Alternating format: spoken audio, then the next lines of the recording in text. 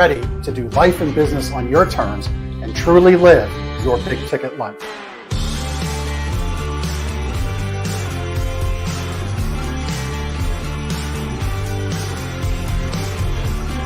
You either make excuses or you choose to level up. What amazing guests living the big ticket life. Woo! Woo! Brandon Brittingham. Appreciate you having me here today, man. It's that kind of discernment, that kind of focus, that kind of forward thinking that's so important if you're going to succeed in business today. Jeff and I are like friends. We're real friends. We are and so you unlock fortune and freedom without all the stress that normally comes along with it. It all comes down to your why. You know, your business, why are you doing it? You know, how is it going to change the world and what's it going to do for your family? I want you to celebrate your success. Talk about the struggle. But I promise you, the story is in your struggle. They'll never be able to say that about me because people only see me working hard in anything that I'm doing whenever they see me. Focused on your success and the success of those around you. But being that constant in your community, good or bad, whether things are great in the community, bad in the community, who's steady? Unapologetically do business and life on your terms and truly live your big ticket life. What amazing guests living the big ticket life. And we discuss how they do it and the big ticket methods they use. The things that make your life successful so you do life and business on your terms. In and of itself, the only limitations that we really have on ourselves is the ones that we allow to be put on ourselves. And most people don't look at it in that perspective. There's nothing wrong with being humble, but there's also nothing wrong with stepping into your superpower and letting people know who you are.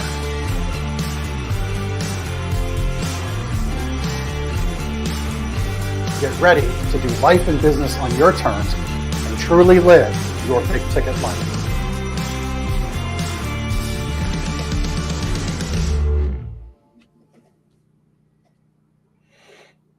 Welcome to the show, my good friend, dear friend, Mike Capuzzi. Appreciate you being on. So this episode was the episode that almost didn't happen, and I almost broke the promise to myself to have a consistent weekly show. And I thought, so you went to the bullpen. Well, right. I mean, I leaned into my network, and here we are. And so I'll kind of give the listeners and watchers the lowdown on why, I had Mike back on, because Mike, you were on, I don't know, maybe it was in episode 20-ish, something like that. We're in the 60s now, and 67 or something like that, I think we're at here. But I've wanted to do this show consistently, broadcast something each week. Sometimes I got to fill in on my own. I've kind of had that as of recent. We're actually episode 66, so I think it was 61 I was on my own, and I felt that was a little too soon. And you're stepping into some big shoes, because we had an actual Air Force fighter pilot that was scheduled for today, who's a friend of yours and an acquaintance of yours as well, Dom Tyke. But Dom unfortunately had his time off revoked due to somebody else being sick, I think it was. And, I kind of think right now our Air Force needs to be fully staffed. I think that's a good idea for our air defenses, right? We don't want any more nefarious balloons flying around. Yeah. So it's good Dom's doing his thing today. And I thought, Mike and I often have, as a good friend, we're local to each other. We often have really great conversations when we're together smoking cigars around a campfire, whether that's at like a fire pit at a cigar bar like Cigars International or up at my campsite. I'm like, you know what? Two smart minds focused on success for each of themselves. Let's kind of peel that brain pan back and let people look in. So here we are. Yeah, but Jeff, no cigars, no bourbon. So or campfire. I know. Well, you can light one up as you listen to this and drink a glass later. Yeah, no, I don't think so. It's a little early to do something like that. But you turned me on the Sales and Cigars podcast. The gentleman Walter. I have my Walter. Yeah, I've got my show coming up. I got to figure out how I can spark a cigar up when I'm on that, because we don't smoke in our house, and I don't. I got to figure out. I got to get along. I don't think I did. I was a guest. I didn't do anything like that, but he does. He will from time to time. Yeah, you'll enjoy that show. See, this is why it pays to have people on your team. Look at that, Mike. We got our campfire. Chris Stone with Cast Ahead coming in as always with amazing podcast production and enhancements to the show, visually, that is, and of course audio. Our shows always sound good, but you need anything podcasting, you talk with Chris. So I figured, Mike, we'd spend some of our time together kind of digging into these conversations. I know one thing we kind of circle on is, and I talk about it in my intro, life and business on your terms, right? And you and I have spitballed back and forth. We've talked at length often about what each of us is doing, where we're going, what our goals are. And, we've run in circles, we've run alongside people that, on the surface visually that others see, they have a lot of success. We don't know what it's like really behind the curtain. Maybe it's really great. And at other times, maybe it's not. We don't know. But we know what our lives look like. So I kind of think, why don't you kind of pick up the ball on where you've spent your time focused, intentionally designing the life you're living right now? Well, I mean, to your point, Jeff, and, I think I was talking to my wife, Becky, last week, trying to recollect how long you and I have known each other about something else. So I don't know, I forget what I was even talking about, but it's, I don't know, 13 years now, 14 years, whatever it's been. Yeah. Well, it was November or December of 2009 when I walked into the GKIC Philly room first.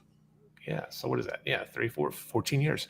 So I think I've been pretty consistent about this. And really, even like during the whole COVID thing, I was sort of ecstatic in the sense that because of the way I've built my life and my business, there wasn't this huge impact. There wasn't an impact on my numbers. There wasn't an impact on client flow. There wasn't an impact on production. I did the corporate America thing for years out of college.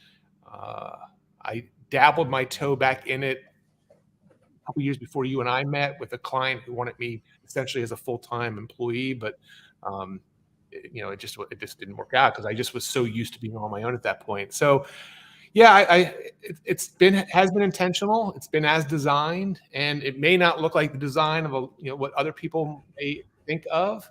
I like my autonomy. I like my privacy. I've always been an under the radar kind of guy when it comes to exhibiting signs of success, et cetera. I mean, you are like one of very few people who've even been to my home and my office that I'm sitting in today. That's how private I am. And again, that's all intentional. But I think whatever works for you is really, I mean, that's the message of your show. And for me, this works. I've never had this grandiose plan of lots of employees and lots of infrastructure. I like being lean and mean and being able to serve my clients to the best of my ability, and but also having a life. I mean, I think one of the biggest metrics, Jeff, well, two big metrics as I look back now, because it's amazing how much is in the rearview mirror already. My kids know me. My kids love me. My two daughters, they were just texting me before our meeting today. My daughter, I could show it to you. She's like, "Hey, Dad, I just want to say I love you." Like, that's kind of cool when your 21-year-old daughter says that out of the blue. 100%. Yeah, right? 100% it is. And then I have a marriage that's going on. Well, it'll be 30 years this summer, Jeff, that I met Becky, and then in our marriage, 27 years we'll be married this year. But and that's no small feat either. So, I think those two are important things to me, and I've been able to have a successful business and be able to maintain that. That's pretty cool. That's the big ticket life in Mike Capuzzi's words. Yep. Amen. I love it. And you touched on something, in that March of 2020 time, right? I hate saying the C word. I hear you. I pause. I hate everything around it. Right. But, because of the intentionality and the way you've designed your life and the way you've led your business and led your clients and the expectations they have of Mike Capuzzi and whatever services you're offering, all of Mike's contact info is in the show notes. So you can if you feel a connection to Mike and you want to learn more, you can easily look at the show notes and do that. And we'll touch on a little bit of what Mike does throughout their time together. But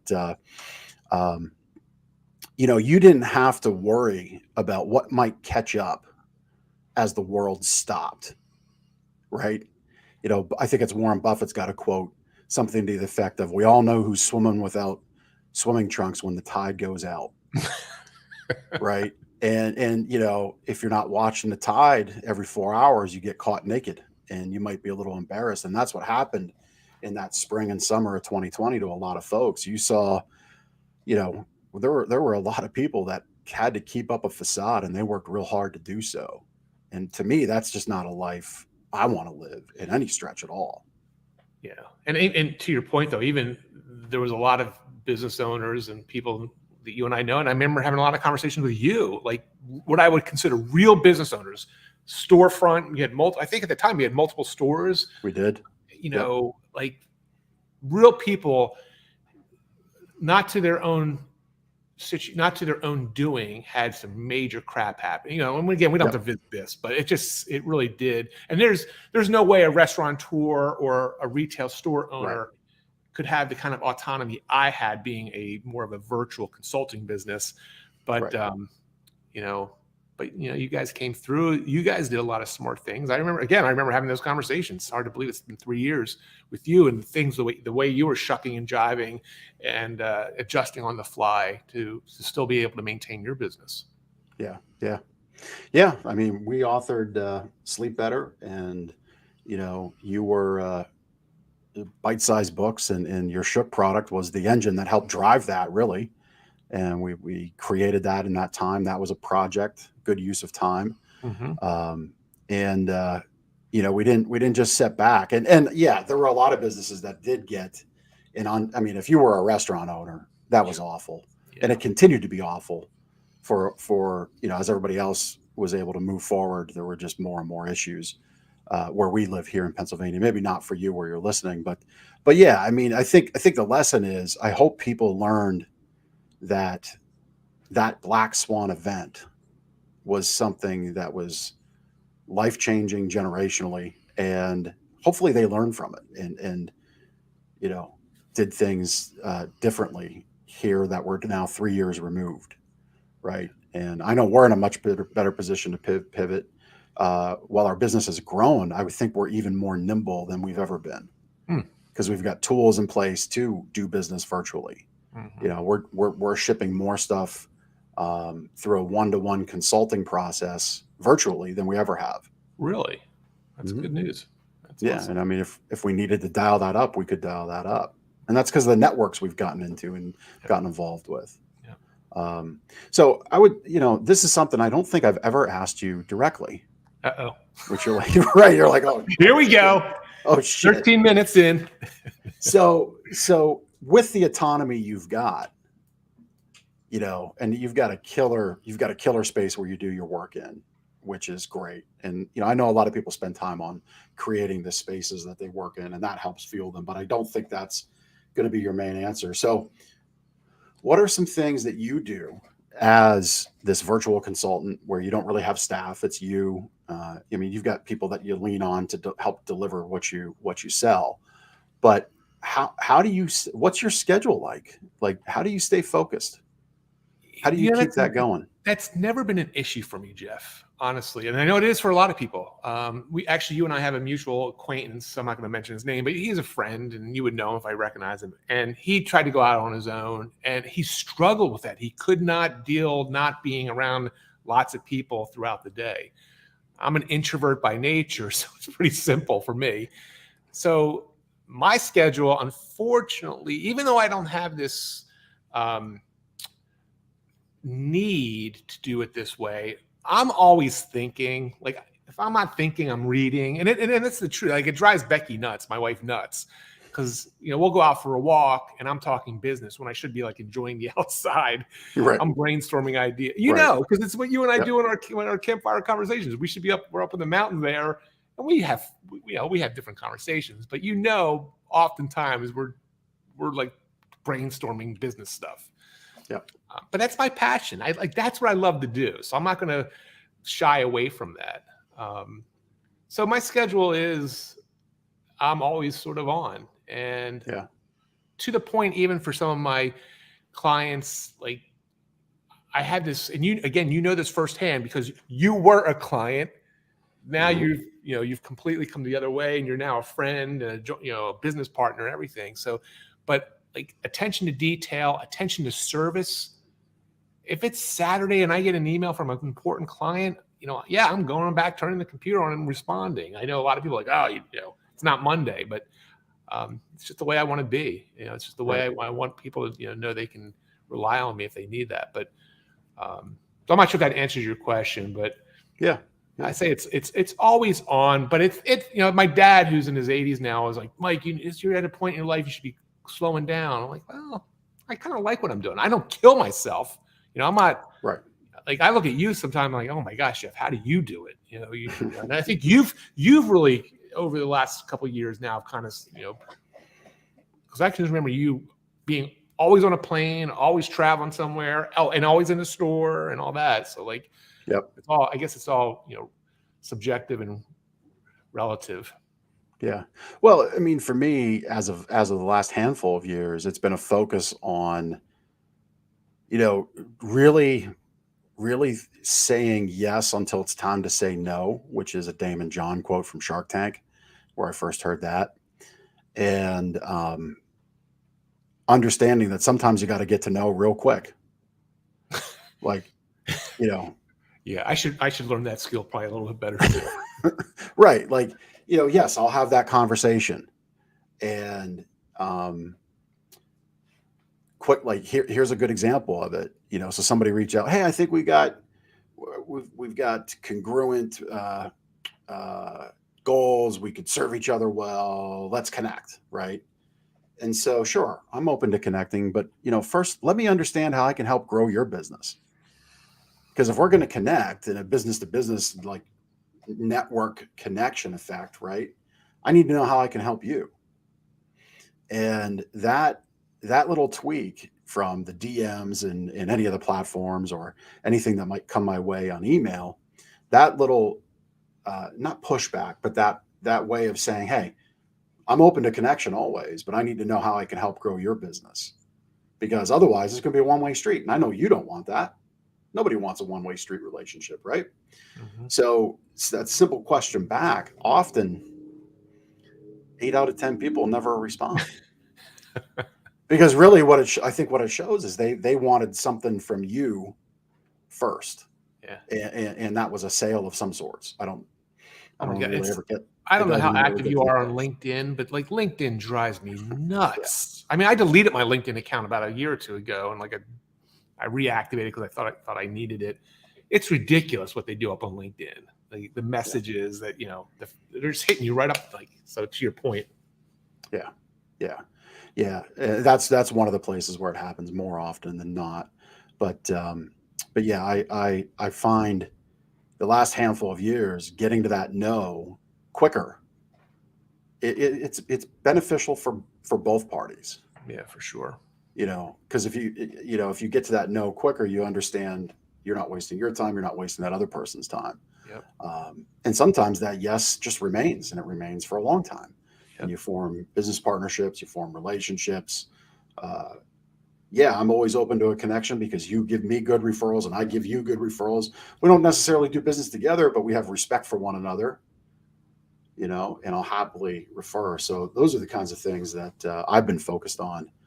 I was never afraid to hustle, that's for sure. But getting older and wanting to be more intentional with my family, for sure.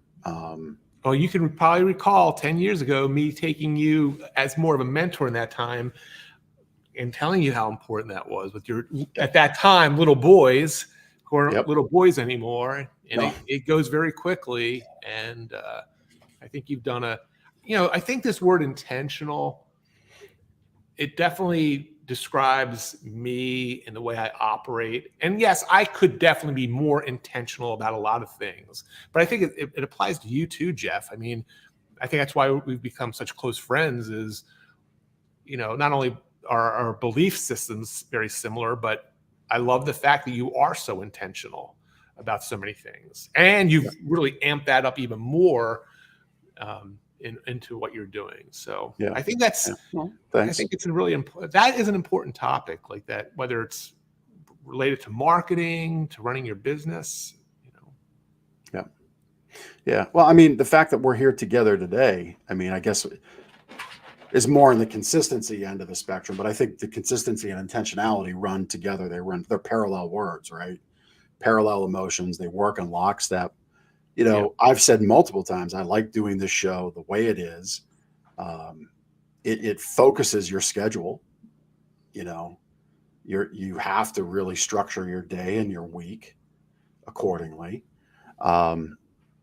Which I think in the concept of talking about time and time management is a big exercise that a lot of people fail on. Right? They just like, oh, here's a ringing phone. I got to go there. Here's an opportunity for appointment. I got to chase that one. You know, for me, it's like everything kind of falls in a box. Everything falls in a quadrant. Everything falls in this part of the day or this day of the week. And, you know, I won't, like, I live 30 minutes from my business, my retail business, that is. And if you're not able to be in Lancaster, Pennsylvania on Monday or Thursday, I'm just not going to see you, because that's my schedule. And I really try hard not to break that schedule for a multitude of reasons. But because I'm here Tuesdays doing what I'm doing here, Fridays are typically my day where I'll go up to the campsite, which actually this year, Mike, I'm going to put out a little Calendly link for people to book You're in. automating your campsite. Yeah. Well, yeah. I mean, I want to open it up to some more people. It's not going to be a public link, but if you get the invite, you'll know you're important to me. And, you know, it'll just keep me more focused on getting up there, because I didn't get up there as much last year as I would have liked, for sure. It's actually kind of a cool idea. I mean, is there gonna be like a PayPal button too? No, not at all. You drive, I cook. And by the way, to that drink. point, yes, you have made some awesome, I don't say this lightly also, like you've made some pretty damn awesome meals up there for us. Oh yeah. You know, so oh, and I'm with the move, I'm stepping it up too. I'm doing there was a picnic table that was left behind, and one side of the bench seat is missing.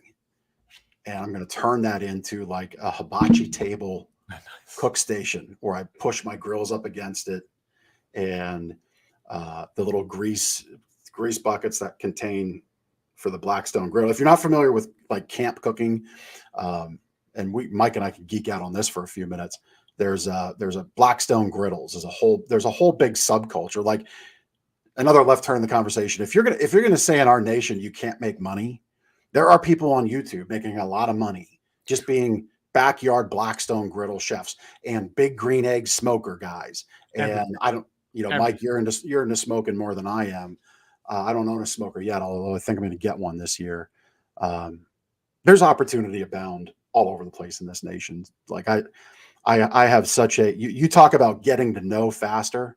You tell me somebody starts whining to me about opportunity in this nation, it's an instant turn off for me right away. But on the Blackstone thing, yes, I'm going to put both griddles up against it. I'm going to actually create a little gutter grease trap thing to manage that real slick, and everybody can just sit there as I cook. Because you've been there. It's kind of like you can't have a conversation, right? We can't talk. It's going to be more about gathering and bringing people in. And since I'm going to put the calendar link out, like our friend John Frank, he's going to try to make it by, and my hope will be maybe, I don't know what everybody's schedules are in my life and in my friend circle, but maybe Mike and maybe Larry Soraka can come together on a day. Yeah. I mean, I was just thinking that, Jeff, maybe the idea should be, so were you thinking it was a one-on-one thing, or was it going to be, hey, whoever shows up on June 18th, shows up. That's who shows up. Yep. Yeah, exactly. That's kind of the thinking that I was going to do. And maybe more engineer it, like, hey, like if somebody I really wanted to introduce to you. Right. No, I like that. You were coming June 14th or whatever. Yeah.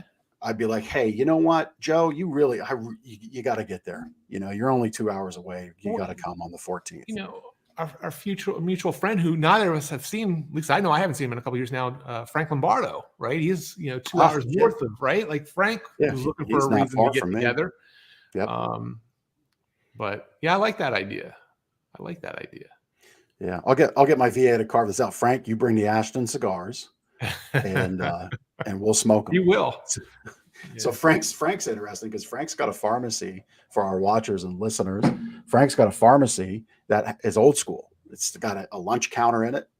Yeah. And they do like hoagies. And you should have him on your show, by the way, because he really does lead a life that you would define as a big ticket life. He does what he wants. He's not afraid to spend money. He's not afraid to go traveling. Every time I talk to him, he's doing something. Yeah. Does he still have an Aston Martin? No, it was a Maserati. Maserati. It was a Maserati. Yeah, I don't know. He may. Yeah. But he's got an old school Main Street type pharmacy where he's got a lunch counter in the middle of nowhere, right? Kind of middle of nowhere, coal country, is Scranton area coal country? Yeah, no, it was above Wilkes-Barre, Dallas, Pennsylvania. Yeah. And then sells cigars in the pharmacy, which I love. I love that dynamic of things. And that's why I said Frank could bring the Ashton cigars. But no, I mean, that's what I'm looking to do. And, I joke like Ben, my business partner, and obviously Mike knows Ben. We're all partners in one business together, in our Infotail business. But hibachi for the win. Yeah, I mean, that's the whole thing of that table is to create an intentional space where it's easier to gather. My family included, because my boys, like Steph and I joke, we feel like empty nesters to a degree, right? Because Ethan's 19, he's working full time. He's a gym rat now. He's always in the gym, lifting weights. I mean, the kid's getting big and strong. And, so he's 45, 50 hours a week working. He's easily 15 hours a week at the gym. He's doing his own life, and that's cool, but we don't see him as much as we used to. So I've got to create these moments. And I think as a business owner, you got to think about your team and how you create those moments. You got to think about your family and how you create those moments. So yeah, Campfire hibachi for the win. Damn right, Ben. So, and I've offered it, like, talking about Ben, like, I've offered for his family if they want to come up and spend the night. Like, I think family camping is cool. I think there's a lot of memories for people around camping. Yeah. You have any memories camping as a kid? My only memories, well, not as a family. I remember going camping up in the White Mountains of Vermont. I think it was. It was years ago. But no, I was never a big camper.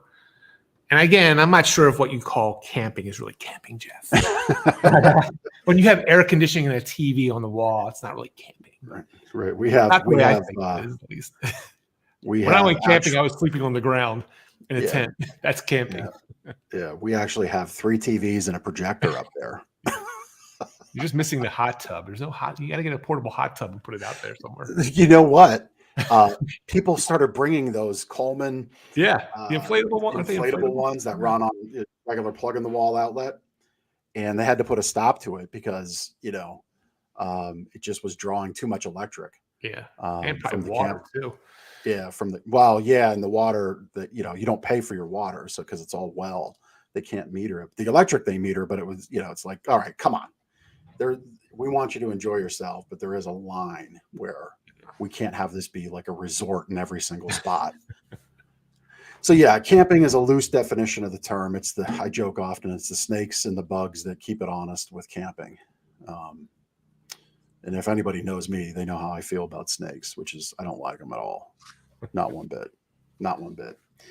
But no, I mean, I think what you just kind of saw there, Mike touched on it, and we both kind of amped up and got a little excited is, as I talk about making a schedule link to get up there, it's like 2 minds come together for a really great idea about bringing people together, right? And like all of a sudden you kind of create these little experiences that I'm sure by the end of the season will have furthered the businesses of anybody that comes if we all get together, and that's a cool thing. I like creating stuff like that. Yeah, and if anyone's listening or watching, and they can make it by, it is every time I've been up there, I've always enjoyed it. It's a beautiful spot. I like getting up in that part of Pennsylvania. Yeah. The fact that you're not too far from Cigars International, that's kind of fun. But though we haven't really done that of late, the last couple of times, I don't think. But yeah, we bring our own cigars. Yeah, and just kind of hunker down. But Yep. yeah, it's now I haven't been there like smack dab in the middle of the summer when it's probably packed. But the times I've been up there, it's been pretty cool. Yeah. Well, the new spot's got some privacy. It's got more shade, and so I think summers should be a lot more doable than they were where we were against where we were previously, because sun was just on you from 11 o'clock to 5 o'clock, and so yeah, it should be cool. So anybody that's watching or listening, if it sounds interesting to you, reach out. And can Chris broadcast a show from? from I don't think there. the internet's probably too good up there. Yeah, no, it's not. I've been That would be kind of cool though. I've been working on ways can't put to like make a camera up on your RV and just have it sitting there. It'll be really down and dirty, but that'd be kind of cool. The way to do it is like I've got a way to Ethernet an iPad, and because I don't own a laptop anymore, but it is about internet strength. Chris is like, I can do it. I can make it happen. Yeah. I've tried a couple different solutions to get proper internet up there. The real answer is going to be Starlink when it's available in the area. That'll be the answer. When you're piping in 100 megs upload and download speed, that'll be the answer. So once that's ready, we'll get it, and then we'll have a lot of fun. The way around it would be just to record it on video, not live, obviously, and then post it subsequent to the event. That'd be kind of cool too. Yeah, it'd be fun. Yeah, it'd be a good time. So we've shared privately with each other. We've talked about where our businesses are going, the things that we've passed up, and the things that we could do, the things that we want to do. So neither of us have like Lamborghinis, right? We don't chase the usual guru starter pack. Right? We haven't traded in our wives as we've gotten new levels of success, which happens. Your Lambo is a nice garden tractor, I think. You've not anymore. Even that's gone. Oh, that's gone now too? Yeah. Okay. But you still like cutting your own grass, or did you get? I don't cut my own grass anymore. It's disgusting. What? I know. That's ever since we moved here now. Really? Yeah. Mainly because there's really no easy place to store it. I'm not taking up one of my garages for it, So, okay. But no, yeah, trust me. It's like there is a bit of, regret not being able to cut my own grass. And I did have I had a cool big zero turn machine I had just bought. Yep. For the other property. Yeah, but neither of us like chase that kind of starter pack you see with all the virtual business owner and online guys chase, right? Like it's just not for us. And it's around, I think when you go down that road, there's always a appetite and a desire for what's next. And now I got to show the next big thing. And to me, it's about service to the people we serve. It's about our clients. For me, that's the next big thing. It is doing bigger and better for my customers and the people that I work with. That's the next big thing for me. Well, I mean, I think, Jeff, first of all, I would never fault somebody if they feel like they need to have the all the sports cars and whatever it might be, or the multiple houses or anything like that. I would never fault that. I would never be critical of that because that's what's important to them or that's what they like. For me, it's always been, I've never been a very materialistic person. Yes, I have a nice house. Yes, I have an office that's, 10 people could work out of instead of, one. But aside from, I like my space, I like my privacy and space. But as far as stuff, at one point, right before we met, this is the year before, Yeah, I think it was 2008. I don't think it was 2009. Do you remember? You weren't around when I published the Ultimate Success Secret book, right? That was before. I don't think so. Yeah, because you're not in it. You would have been in it. Right. Right. Yeah. I'd have been a buyer.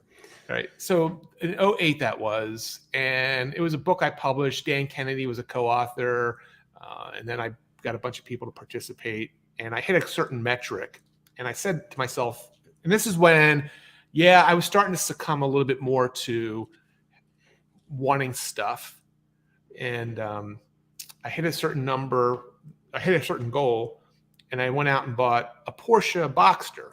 Now, it wasn't brand new. It was like 2 years old, but it was nice. It was it was a nice car. It was local.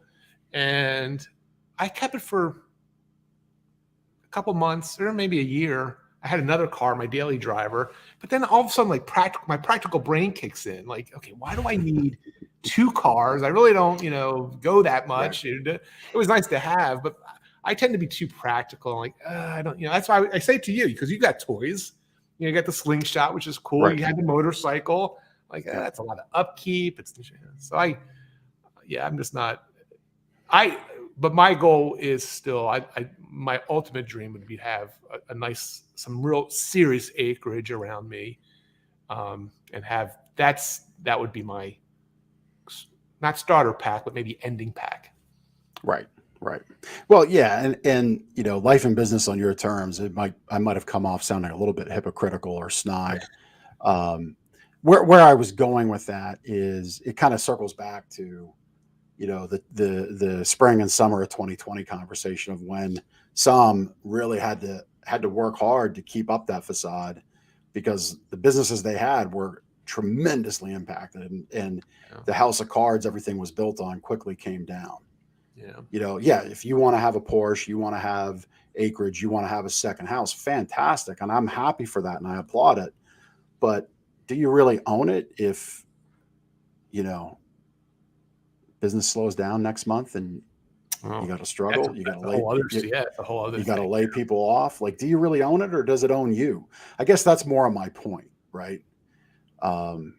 Which kind of goes back into business talk. Like, I've only been recently getting back to the store in the last 7 weeks because of my knee surgery, and we've had a fantastic couple months. And some people have asked me, well, has Ben stepped up more into that? And actually, no. The week of my surgery, Ben took his family on what looks like a fantastic trip to the Bahamas, and he was away for 10 days. So that whole first week, neither of us were there, and it bled into the second week. Yeah.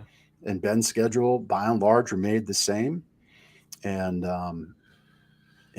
so we've really built something that we're proud of because it doesn't fall apart if we're not there. Yeah. And I think, so from your experience, I'll ask you this. What's the thing where you've found business owners they understand it. They understand they got to get out of the turning wrenches. If they're a dentist, they got to get out from behind the chair. What's the limiting? What are the factors that keep them locked in the business? Well, first of all, not every founder should be out of the business or even have some. It really depends on your personal goal. Again, if you like doing the nuts and bolts of whatever it is you do, and you don't have this, big need to either be making gobs of money or, traveling and all that. Like, so for some people, that's fine. And, I think, and being able to identify that and accept that, Jeff, right? Like, hey, this is, right. I like this. This is now for the person who has the big goals, the big dreams, then figuring out ways to build a business that doesn't rely on them specifically, whether they're on vacation or God forbid something happens to them, is important. I would say a couple factors come into play. One is really knowing what you want, because if you're cool with the way it is, kind of like me, then don't fight it. I fought it over the years after I saw other people. Like, oh, this is, and you've even been helpful with me in encouraging me to say, hey, listen, just if this is what you want, there's nothing wrong with that. Yeah. So I think really truly identifying your want, your why, all that stuff, what's really motivating you. I would think the other factor why people sort of get stuck, and this is probably more of what you're asking about, is they're not necessarily hanging out with or brainstorming, masterminding, or even being a part of what other people are doing with their lives and seeing what is possible. So that is key. I think you would attest to the fact that being aligned in alliances, mastermind groups, coaching groups, it's important for a lot of different reasons. One of them is to stretch those who want to be stretched and see, hey, this is what is possible. You're a 6-figure business owner. Here's what an 8-figure business owner looks. You're a 7-figure business owner. Looks as what a 9-figure. You know what I mean? I would think the biggest thing is just not being aware because you're just so into what you do and not being parts of these groups and alliances and relationships. Yeah, I would agree 100%. I mean, it's why I actually connected with Matt Rhoda and Clay Smeltzer with Battlefield Alliance, because what I do, like my goal for big ticket, and as that begins to gain momentum and grow in that aspect of consulting in a very tight, very close relationship, almost partnerships in most cases, to some degree, is not for everybody. And I don't mean it for everybody, because intentionally 6 years from now, as Steph and I are traveling the country, I refuse to create a business where let's say another black swan type event happens and everybody's looking at budgets and cutting expenses. I refuse to be stuck in the Mountain West as snow's approaching, living out of an RV and having to do webinars to get money.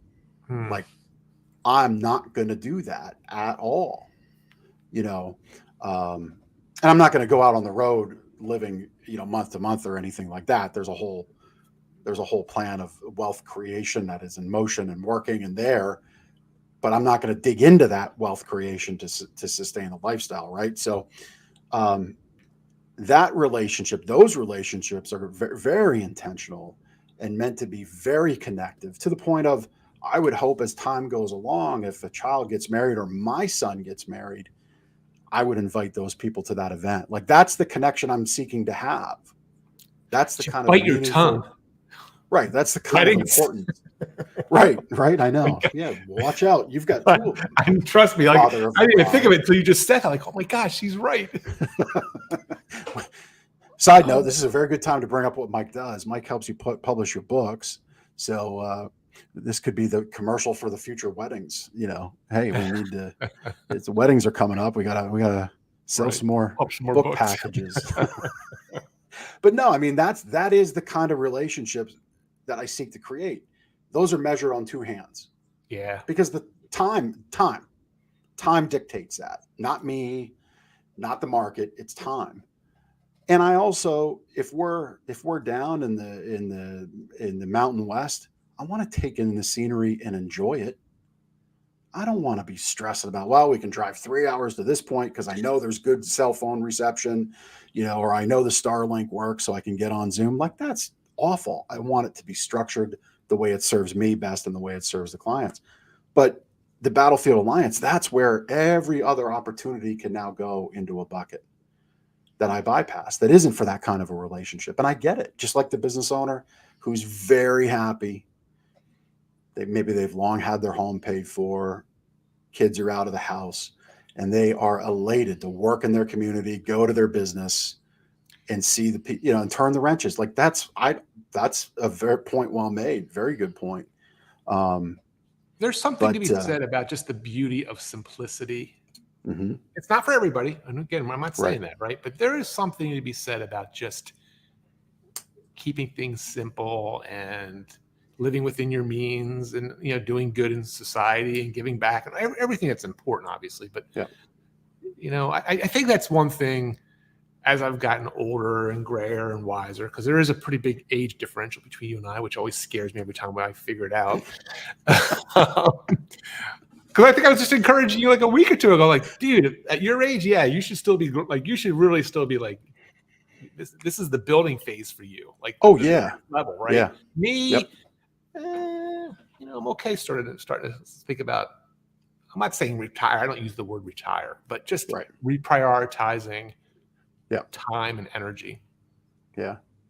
Yeah. I don't think there is. I mean, yeah, if you're a, physical labor type of person, business owner or employee, which I don't know that I speak to a lot of employees through this medium, but if I do, so be it. I hope we inspire you in some way.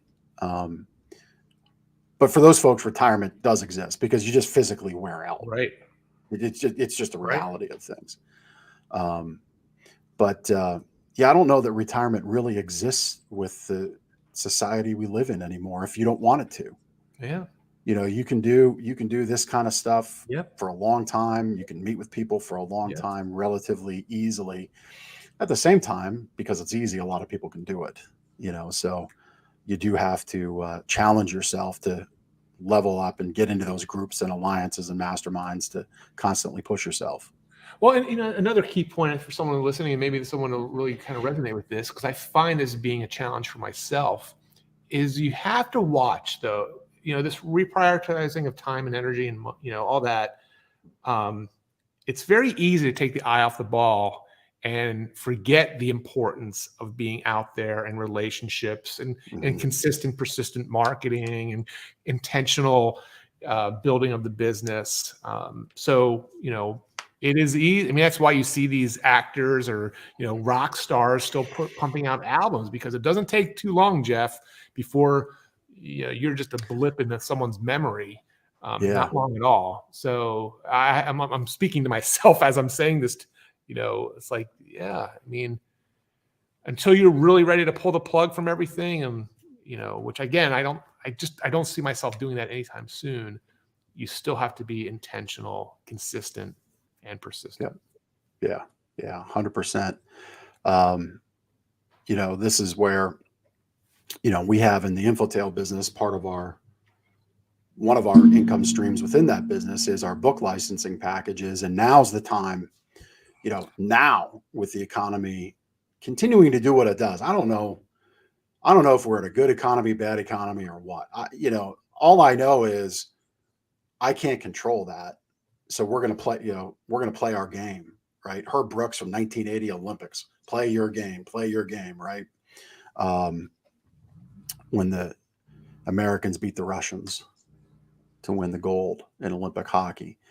That's what we're doing. We're continuing to play our game. Ben and I, I think where business owners need to focus on is whatever seat you want to aspire to or stay in. It's have that seat be involved in a large part of your day, if not all of it, be making good decisions for your business, whatever level that is, right? So yesterday was a day that felt great. It was rapid fire, but every point in the day was either continuing good decisions we've made or furthering the business through other good decisions. Yeah. And, we are continuing to lean into that business through good decision-making process and saying, like specifically through our podcast show, like we know we can reach the community through that medium. It's a localized podcast show, but we need intentional focus on it. And so we're actually talking with somebody about kind of, I guess it's PR, but it's more than anything, I think it's ambassadorship for the show and for what we're doing with the show.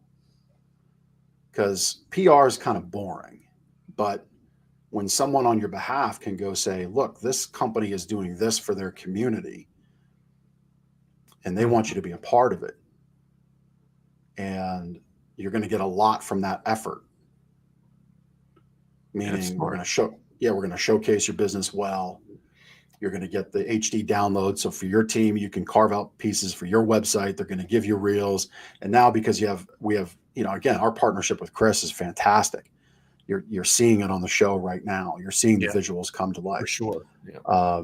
He's now connecting their social media channels to where I stream this out, LinkedIn, YouTube, Facebook, but now as this gets going, Mike, we could have had this on a couple of your channels. So now I would move from 5 places or 3 places to 5 places like that.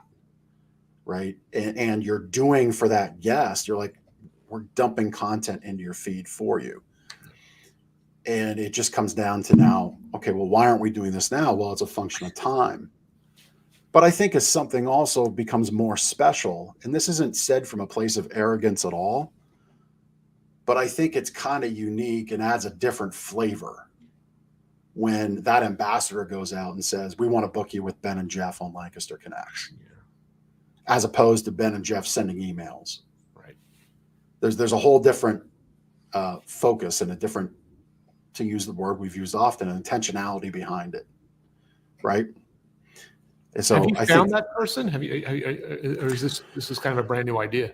we had a meeting with her yesterday, actually.